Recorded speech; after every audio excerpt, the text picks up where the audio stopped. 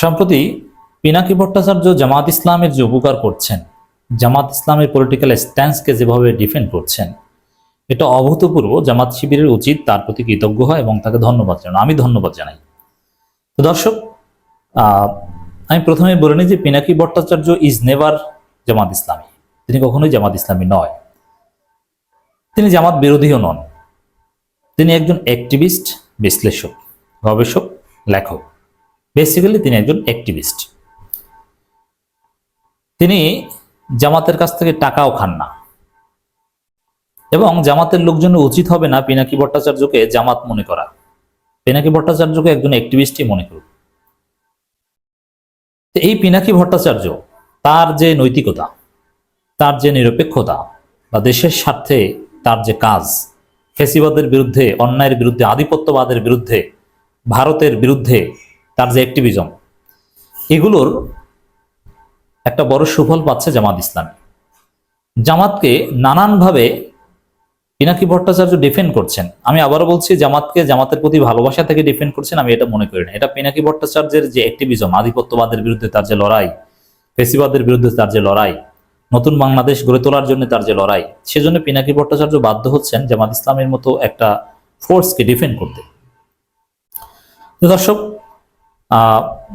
জামাতকে যেসব পয়েন্টে পিনাকি ভট্টাচার্য ডিফেন্ড করছেন, যাদের বিরুদ্ধে অনেক ক্ষেত্রে বলছেন, এটা জামাত নিজেরা কখনো পারতো না, জামাতের পক্ষে সম্ভব ছিল না। আর আপনারা জানেন যে পিনাকি ভট্টাচার্যের যে তাসির, তার যে প্রভাব, এটা বড় রাজনৈতিক দলের চাইতে অনেক ক্ষেত্রে বেশি। অর্থাৎ সেই পিনাকি যখন জামাতকে ডিফেন্ড করেন, তার প্রভাব অপরিসীম। তার আগে আরেকটা কথা বলে নি, দেখেন জামাতের লোকজন রাজনীতি শিখে কার কাছ থেকে? সাপোজ জামাতের একজন রোকন, শিবিরের একজন সাথী বা সদস্য, জামাতের ইন্টারনাল তরবিয়ত প্রোগ্রামগুলোতে রাজনৈতিক যে ব্যাখ্যা দেওয়া হয়, সেগুলো শিখে কি তারা রাস্তাঘাটে কিংবা ফেসবুকে রাস্তাঘাটে কথা বলে কিংবা ফেসবুকে লেখে, চায়ের দোকানে আড্ডায় বলে? না। বাস্তব কথা হচ্ছে, believe it or not, Pinaki Bhattacharya থেকে শিখে, আমাদের কাছ থেকে শিখে। এমনকি জামাতের বা শিবিরের প্রোগ্রামে যারা তরবিয়তমূলক প্রোগ্রামে বক্তব্য দেয় বা প্রশ্নোত্তর দেয়, তারাও শেখে এই পিনাকিদের কাছ থেকে। বুঝতে পারছেন? এটা বাস্তবতা, আপনি এটা অস্বীকার করতে পারবেন না।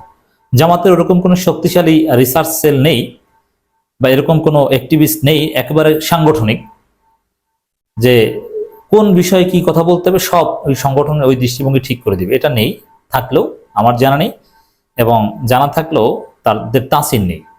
এজন্য জামাত শিবির কর্মীদের কিংবা নেতাদের উপর প্রভাব বিস্তার করে পিনাকি ভট্টাচার্যদের ভিডিও, অনেক ক্ষেত্রে আমাদের বক্তব্য। সেই পিনাকিরা যখন জামাতকে ডিফেন্ড করেন, সেটা কার্যকর হয়, সেটা টেকসই হয়, সেটার উপকারিতা অনেক বেশি। সাম্প্রতিক কয়েকটা ঘটনা আমি দেখাবো, যেটা জামাত নিজেরা পারতই না এবং চেষ্টাও করেনি বা করবেও না। জামাত চেষ্টা করবেই না, আমি জানি। যেমন হেফাজতের আমিরের নামে একটা নিউজ ভাইরাল হয়েছে এই 5 এপ্রিলের 2025 সালের কথা। হেফাজতের সাথে জামাতের ঐক্যের কোনো সম্ভাবনা নেই। হেফাজতের আমির, মানে জামাত কোন ইসলামী দল না, হেফাজতের সাথে জামাতের ঐক্যের কোনো সম্ভাবনা নেই, এইসব কথা নিয়ে আমরা আগেই প্রতিবাদ করেছি। কিন্তু হেফাজতের আমির, তার যে মাথা ঠিকমতো কাজ করছে না, তার ব্রেইন যে এখনো ইনএক্টিভ, এই বিষয়টা বলার সাহস কখনো জামাত ইসলামীর কেউ পাবে না। কারণ জামাতের নীতি হচ্ছে যে এই কওমি আলেম ওলামারা জামাতকে যতই গালি দিক, তারা কখনো তাদেরকে গালি দিবে না, এমনকি প্রতিবাদও করবে না, আনুষ্ঠানিক বিবৃতিও দিবে না। হেফাজত যদি জামাতকে নাজায়েজ দল হিসেবে লিখিত ফতোয়া ইস্যু করে আমিরে হেফাজতের নেতৃত্বে, তারপরও জামাত ইসলামী তাদের বিরুদ্ধে বিবৃতিও দিবে না। এটা হচ্ছে জামাতের রাজনীতি। কারণ তাদের সাথে কখনো বিরোধে জামাত জড়াবে না। হয়তোবা জামাতকে যদি হেফাজত গালি দেয়, তখন আমরা হেফাজতকে পাল্টা গালি দিতে পারি। যেমন আমি বলেছি যে হেফাজত একটা ধৈর্য অর্গানাইজেশন, এটা আমরা করতে পারি, কিন্তু জামাত কখনো এটা করবে না।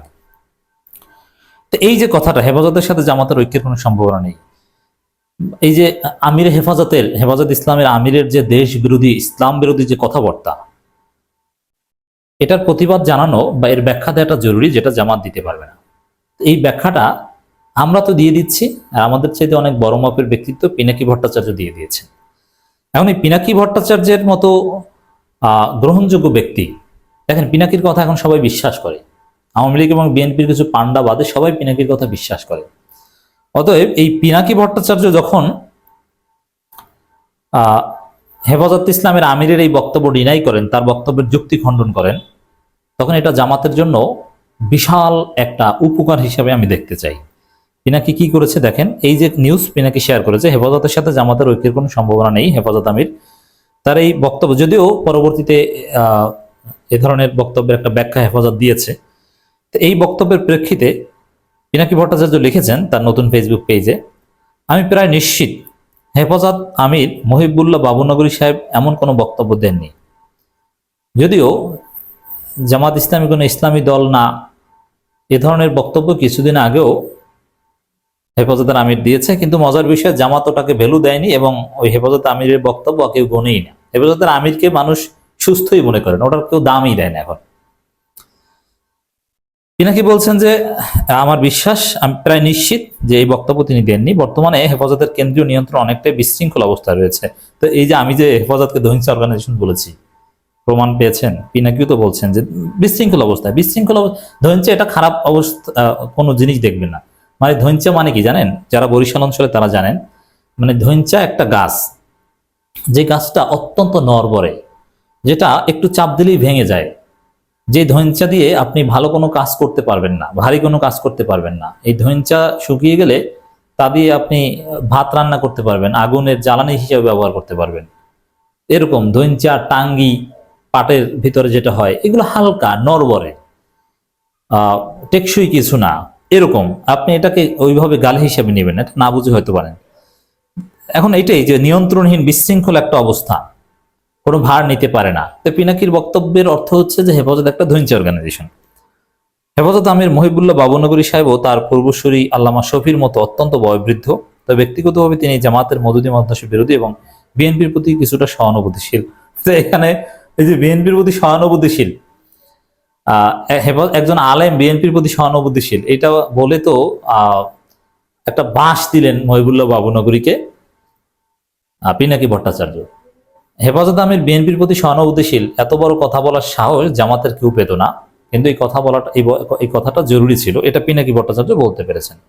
আমার ধারণা হেফাজতের কিছু উচ্চাভিলাষী নেতা নিজেদের স্বার্থে আমিরের বিএনপির প্রতি দুর্বলতা এবং কঠোর জামাত বিরোধী অবস্থানকে ব্যবহার করে আমিরের নাম নিয়ে এই ভুয়া বিবৃতি প্রচার করছে। অন্যথায় হেফাজতের গঠনতান্ত্রিক কাঠামো অনুযায়ী এটি একটি অরাজনৈতিক সংগঠন এবং সরাসরি রাজনৈতিক বিষয়ে এমন খোলামেলা বিবৃতি দেওয়ার কোনো সুযোগ নেই। তো এই পিনাকি ভট্টাচার্য এই বক্তব্যের পর কিন্তু হেফাজত পিছু হটেছে, তারা কিন্তু এই কারো বিরুদ্ধে অথবা জোট টোট এগুলো থেকে ফিরে আসার ঘোষণা দিয়েছে। তো এই পিনাকিরা হেফাজতের আমিরের এইভাবে ভদ্র ভাষায় সমালোচনা করে তাদেরকে লাইনে আনতে পারেন, জামাত বিরোধী থেকে ফিরিয়ে আনতে পারেন। অতএব এটা জামাতের জন্য একটা বড় উপকার। দর্শক, এই মাহফুজ আনাম বা আরো অনেকে জামাতের ভোট কত পার্সেন্ট এটা নিয়ে ভারতে বিভিন্ন প্রপাগান্ডা চালাচ্ছে। এটার জবাব জামাতের কেউ কেউ দিচ্ছেন, আমরা দিয়েছি, কিন্তু পিনাকি জবাব দিলে যতটা তাসির হয়, অন্য কেউ জবাব দিলে ততটা তাসির পড়ে না। পিনাকি এ বিষয়ে জবাব দিয়েছেন জামাতের পক্ষ নিয়ে এটা ভুল। আধিপত্যবাদের বিরুদ্ধে, আধিপত্যবাদীদের যে কোনো প্রপাগান্ডার বিরুদ্ধেই পিনাকি সোচ্চার থাকেন। জামাত ইসলামীর ভোট কত? অনেকে বলেন 3 থেকে 4%। 1991 সালে জামাতের ভোট ছিল 12%। অথচ একজনে বলে যে জোটগতভাবে নির্বাচন করেও সর্বোচ্চ ভোট 8%। অনেকে বলে এরা জানে না যে 91 সালে জামাতের ভোট কত ছিল, 12%-এর বেশি। সব ইসলামী দল মিলে 14%-এর বেশি। এখানে আরেকটা বিষয় যে জামাতের একার ভোট 12.5% প্রায়, আর অন্য সব ইসলামী দল মিলে 1.5%। আমার অনুমান এই ভোট এখন 3 গুণের বেশি। আর জামাত এটাই বলছে যে জামাতের ভোট কমপক্ষে 36% এখন বাংলাদেশে। বিএনপির জ্বালাপোড়া এখানে, জামাতের সমস্যা, তারা কনফিডেন্ট না। ওয়েস্ট মনে করতেছে জামাত আসলে তো হোমাশা, এটার ব্যাখ্যা আমি দিলাম না। ইনফ্যাক্ট একটা লুজ কোয়ালিশন যদি হয় জামাত, এনসিপি এবং অন্যান্য ইসলামপন্থী দলের, তাহলে কিন্তু আগামী কাল ইলেকশন হলে বিএনপি খুবই শক্ত প্রতিদ্বন্দ্বিতায় পড়বে। সোশ্যাল মিডিয়া যদি এনটি বিএনপি কোয়ালিশনের সাথে থাকে, আমি লিখে দিতে পারি বিএনপি কোনো চান্স নেই ইলেকশনে জেতার। এজন্যই বিএনপি সোশ্যাল মিডিয়ার উপরে বিলা। এই যে জামাতের ভোট এখন 36%, জামাত ক্ষমতায় আসতে পারে, কোন শক্তিশালী ন্যারেটিভ এখন পর্যন্ত জামাত নিজেরা তৈরি করতে পারেনি, পিনাকিরা তৈরি করে দিচ্ছেন। আমি বলছি বারবার জামাত ক্ষমতায় আসবে, সম্ভব, পিনাকিরা সেটা বলছেন এখন। আগামীর সরকার হবে তারাই যারা সোশ্যাল মিডিয়ার ইনফ্লুয়েন্সারদের সাথে রাখতে পারবে। আর আপনারা জানেন যে বিএনপির কোনো সুযোগ নেই সোশ্যাল মিডিয়ার ইনফ্লুয়েন্সারদের সাথে রাখতে। তো বিএনপির সোশ্যাল মিডিয়া ইনফ্লুয়েন্সার কারা? ওই ইসকন সাহেব, যাদেরকে মানে মানুষ এখন ঘৃণা করে, গালাগালি করে, যারা জনসম্মুখে আসার মতো কোনো ইমেজই রাখে না, যারা চরম বিতর্কিত হয়ে গেছে। আপনি মানেন বা না মানেন, সোশ্যাল মিডিয়া আজকে কিং মেকার। ভুল জায়গায় সাড়া দিয়েন না, এখনো সময় আছে। আমার ট্রানজিশনাল সরকার ছাড়া বিএনপির সামনে আর কোনো অপশন নেই। এটা বিএনপি যত তাড়াতাড়ি বুঝে তত ভালো। এর মানে পিনাকির নতুন থিওরি হচ্ছে যে ট্রানজিশনাল সরকার, এটার পক্ষে এখন জোরালো তৎপরতা চালাচ্ছেন। যাই হোক দর্শক, জামাতকে এভাবে ডিফেন্ড করছেন, জামাতের পক্ষে নানান ন্যারেটিভ নির্মাণ করছেন বা বিভিন্ন প্রোপাগান্ডার জবাব পিনাকি দিচ্ছেন, যার প্রভাব জামাতের অফিসিয়াল স্টেটমেন্টের চাইতে বেশি শক্তিশালী। এজন্যে পিনাকি ভট্টাচার্যকে ধন্যবাদ দেওয়া উচিত। এখন ধন্যবাদ বিবৃতি দেওয়ার দরকার নেই, পিনাকির বক্তব্য শুনবেন, শেয়ার করবেন, পিনাকিকে কেউ গালি দিলে তার প্রতিবাদ করবেন। এটাই হচ্ছে পিনাকিকে ধন্যবাদ দেওয়ার পদ্ধতি।